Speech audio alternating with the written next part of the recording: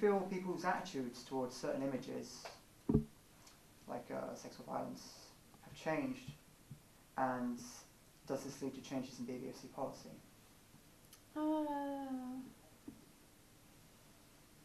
I don't know if people's attitudes have changed. I think our attitude towards them is certainly changing, that we're asking the public whether they're offended by particular images, whereas we didn't used to.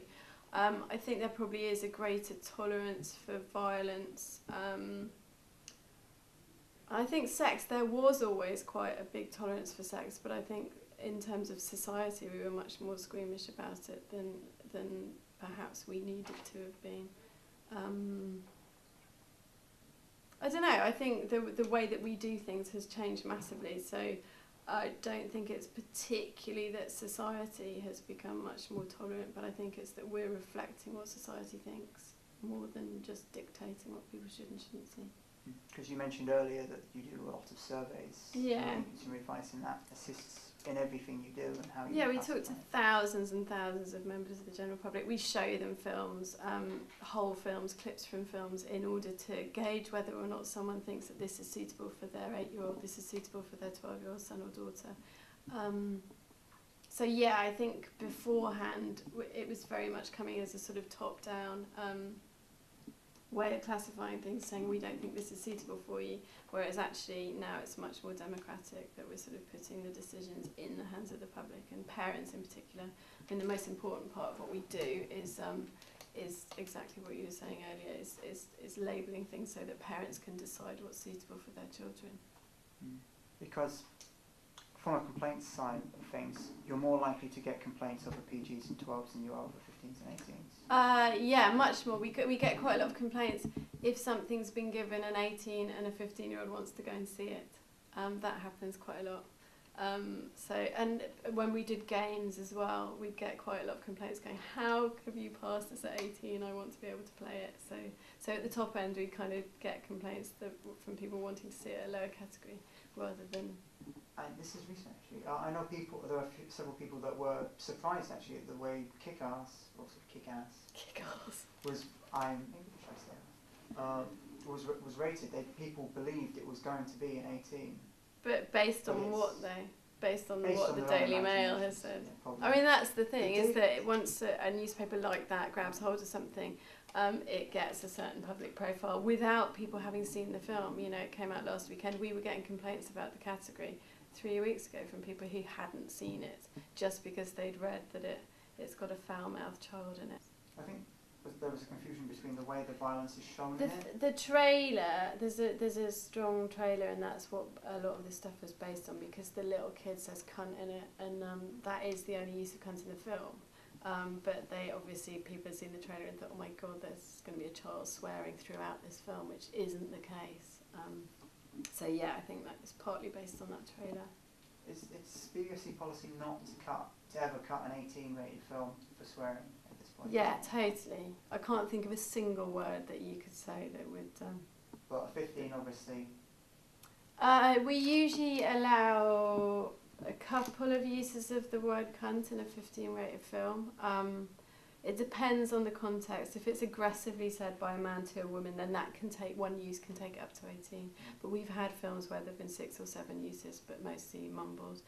Sex and Drugs and Rock and Roll is a good example. There's 7 uses in that film.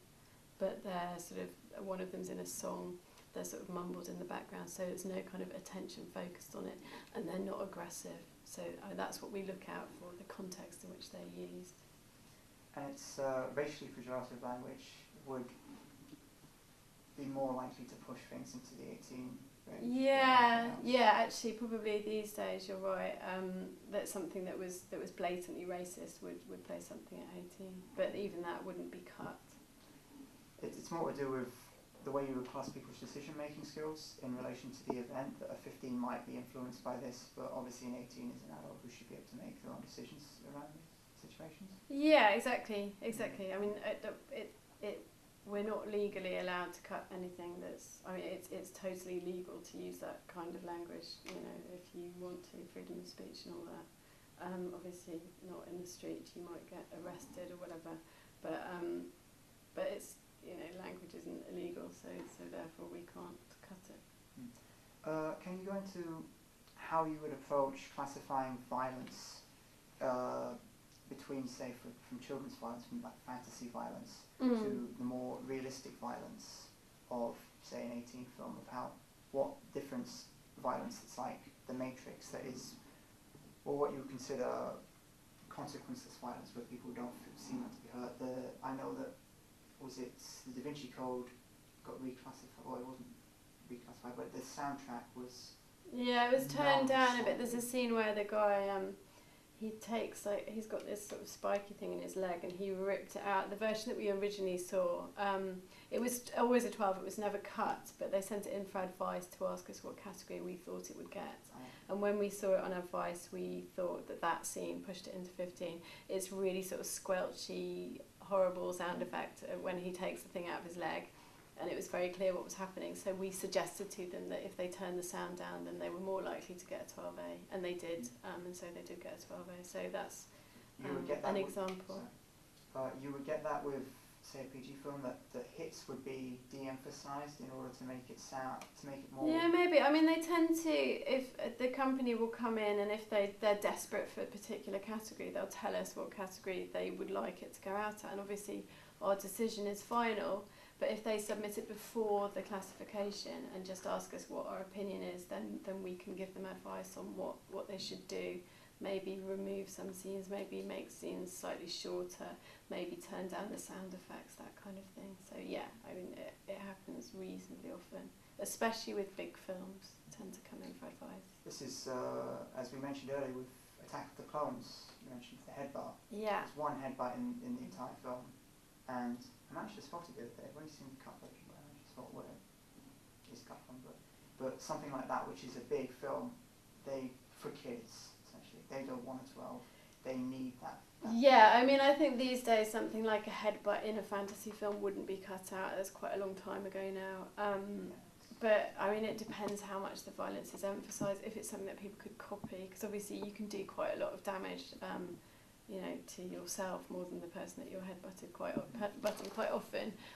But yeah, exactly. We're worried about things that kids might copy and hurt themselves doing.